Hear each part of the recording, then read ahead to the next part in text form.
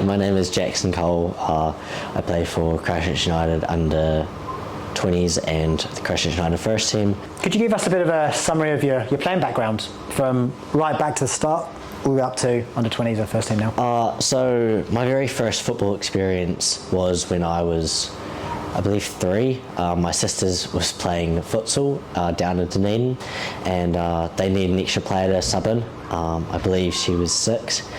So little me, I was absolutely tiny back then. I went and they're like, who else can play? And my mum and dad saw me kicking a ball around the house and all this sort of stuff, and they were like, put Jackson in. So you have this little tiny me.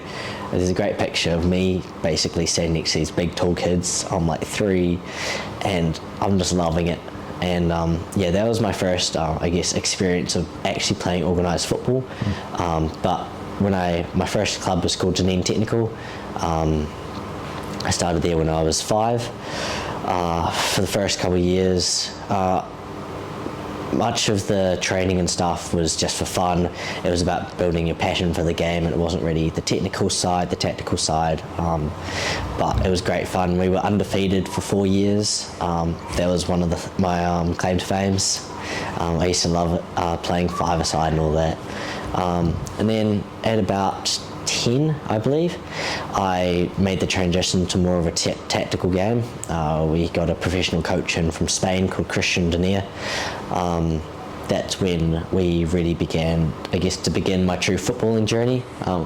Coaches saw I had talent, and I guess that's once I started diving into the real game of football, which means the tactical side and the technical side. But yeah, so obviously with Christian we started doing rondos, those sort of drills, position play and all that sort of stuff. I guess I've been drilled on that since a very early age compared to most, because most people would have never experienced it before, I guess, either coming to a club like here or a professional club overseas. Yeah, and now about my experiences around those ages. At 11, I went to the World Soccer Challenge in Japan. We teams like Barcelona, Tokyo FC, Arsenal, many other big clubs were there. Barcelona ended up winning it, and it was an amazing game to watch, the final. And it was great to see the level of which is possible to play at the youth ages. A year later, I ended up going to Spain just after I finished my career in Dunedin, as the opportunities were beginning to surround me, because there just wasn't enough, I guess, opportunities in Dunedin, and everything began to close in because you don't have anywhere to go. You got the team, you can't really go up because otherwise I was already playing 2 grades up, and at that point the only opportunity was to go to a bigger place and to test my abilities against better clubs. So we decided to go to Spain. I was there for a month. I had trials with 3 different clubs. I trialled with a club called Hospitalet for the longest period of time. I ended up getting into the team, and our family was very close to moving there, but due to, I guess, me being 12, those sort of things, the life in Spain, all that sort of stuff, we just decided not to go. But otherwise, apart from that, everything was looking up, and that's when we decided that we needed to get out of Dunedin and get into a big, fresh new place. So that's when we started looking around the country, and we saw Christchurch United. We'd been to a couple Christchurch International Cups and stuff like that, and we knew that the program was good. We knew the head coach at the time, Colin. My dad liked him as a coach, and that is one of the big reasons why we moved up here, is to get a raise in level from what we were getting in Dunedin. Nice. And yeah, from there it's been a pretty amazing journey. My opportunities have been massive. I've been playing 1 to 2 grades up most years from, I think, 13th grade year. So in 13th I played 14th sometimes, and then in 13th I played 15th, and then finally once I hit 14th and 15th grade, I began pushing into the even higher levels. So I played under 17s, and then I played under 19s, ended up scoring the goal of the competition in 2000 and I'm not sure, but yeah, I ended up scoring the goal of the competition at 15, playing against under 19 players. That was a pretty awesome thing for me. All my friends are like, "Oh my god, how did you do that?" It was pretty cool.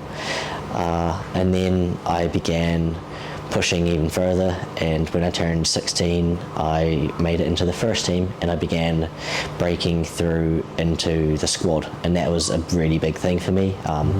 At 16 I was expecting maybe play under 20s, a little bit of that, like that kind of thing. I wasn't expecting to be able to get first team and then make my debut, and then later on in the year make a debut in National League, which is something 16-year-olds dream about. It was a really special moment for me, and I think it was super massive. And yeah, so that's a bit about my journey. Awesome. So you've played in different grades for many years now. You've experienced some senior football. Like, what's your motivation to keep pushing ahead, to keep like ahead of the curve, so to speak? Like, what motivation you got to do that? Right now, I'm mostly in love with my training. I think it's after the New Zealand under-17 qualifiers, it's given me a massive boost in confidence as the coaches began to trust me, and that's when players begin to play their best. But through the motivation side, I think the motivation always goes up and down. There's no perfect formula for motivation. It's always going to give you a perfect ride, which will be, I'll have motivation this day. It's like, that's not how it works. Motivation always goes up and down, but I think the biggest thing is consistency. If you don't turn up, then you can't expect to get much. If you don't constantly, even if you don't have a high motivation, you're still turning up and you're still training hard and you're still going for it, then once you get to the high motivational phases, you'll be at a higher level, which will mean that you'll be able to push even further. And again, you're so young that you've got into the first team, you had national experience. Like I said, you've just come back from Fiji from World Cup qualifiers. So you're always kind of in different groups to your peers, to your normal age peers, I suppose.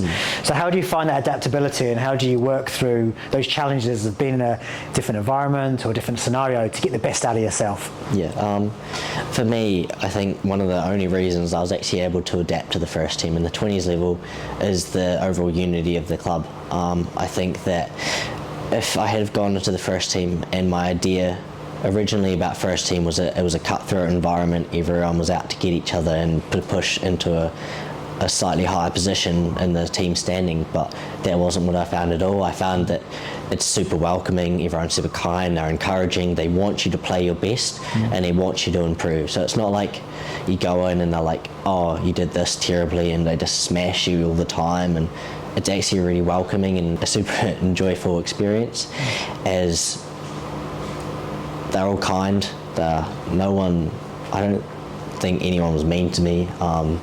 At least I don't remember it, because it was such a great time at least.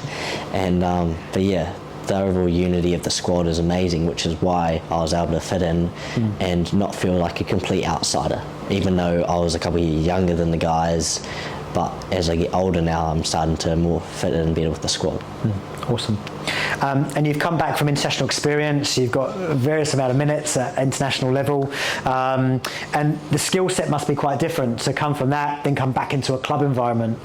So how are you going to find the next couple of months and year to kind of adapt coming back, and then obviously trying to push on for more international caps? Yeah, so over the next year we've got a plan, all sorted with the coaches and that sort of stuff. Currently, over the past month in January, I trained every single day with the team, pretty much. A couple of rest days here and there, but there wasn't really much. It was pretty much football full bore, at least an hour or two a day at the very minimum, whether that would just be video work or just work as a group, team unity, team building. But yeah, as I'm building back into Christchurch United, the load management has been really key. Basically, the freedom which Paul and both Pauls have actually given me has been monumental for me, because it's allowed me to basically take a break when it's needed, otherwise, load and fatigue and motivation and those sorts of things can sometimes drop after those sort of tournaments because you're so fatigued because you're under a massive load for a whole entire month. So being able to take the breaks, being able to slowly come back into training, working 30 minutes, 60 minutes, an hour, and then 1 training, 2 trainings, 3 trainings a week, it's been really big for me because I honestly think I might have got injured because of the amount of load. And if I hadn't had a break, then I don't think I would have. I probably might be injured right now. So yeah. Nice, awesome. Have you got any advice for current Christchurch United Academy players wanting to follow a similar journey to you? I think that everyone should pick out their own journey. Everyone should be pushing to get to the highest level that they can, whether that's under 12s, trying to get to under 13s and under 14s, whether that's under 8s, trying to get to under 9s. It's kind of, if you're looking for the opportunity, then Christchurch United often have the opportunity to be able to give it to you. It's not, your position isn't set in stone and you can always move up. There's always an ability to break the level, and if you really want it and you're willing to put in the hard work and you're willing to put in the hours outside of not just football but also outside of football, then I believe that players can push up and become, I guess, a better footballer. Yeah. Nice. And in your opinion, why would players want to join Christchurch United?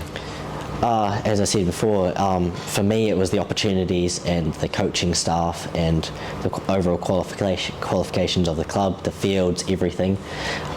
So I think the big thing about why players should want to join Christchurch United is, number one, there's an awesome coaching group. You have Paul Eiffel, other Paul Hollisher, Jude, the Academy technical director. Those sort of people, they want to help you. They're not there just because they're paid to be there. They're there because they actually want to help you. They want to help you improve. They want to help you get you to the next level. I don't think without Paul, without those sort of coaches, I don't think that I would have been in the under 17 New Zealand team last year. I was pushing for it, but they pushed me further. So one of the big things I think why someone should come to Christchurch United is because they're going to push you further, and they may expect more, but if you can rise to that challenge, then it becomes a really good opportunity for any player. Also the pitches are amazing, 2 artificial pitches, and obviously the mini pitches coming in outside, that sort of stuff. It's just no other club has that, and those are some of the small opportunities which you might not think about once you begin to play here for a couple of years, but they're really big things because most people can't train over the winter because of lights, that sort of stuff. And I think, so being able to have that at your disposal every single day is pretty amazing.